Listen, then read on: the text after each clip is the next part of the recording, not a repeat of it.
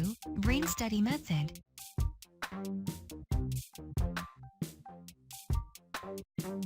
As we know, the brain plays an important role in our life. It is the control center of all our behaviors and emotions. Understanding the brain will help us decrypt most of life's mysteries. But how to study about the brain? Currently, there are many brain research projects in the world, which attract and make many scientists in over the world put a lot of money to learn about the brain. Thanks to the advancement of neuroscience, humans can understand more about the significant role of the brain. At present, we have a lot of methods to study the potential of the brain.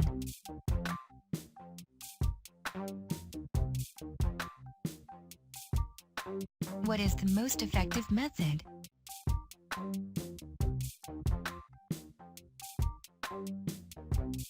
As we know, it's not coincident when we have a proof that Einstein's brain is genius.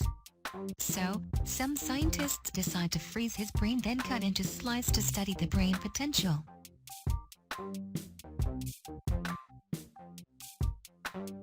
Actually, his method is out of our ability because we are not scientists.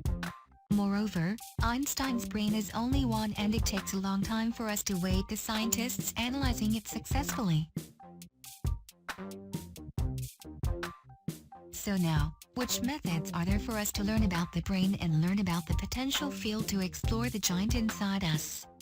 We have heard some methods such as magnetic resonance, MRI scan, electroencephalography. All of these methods are mostly applied in medicine. Without some specialized medical equipment, we cannot use those methods. All of these methods are mostly applied in medicine. Without some specialized medical equipment, we cannot use those methods. In fact, in all biometric methods such as sweat glands, skin, hair or eye, fingerprint biometrics have a close correlation with the brain.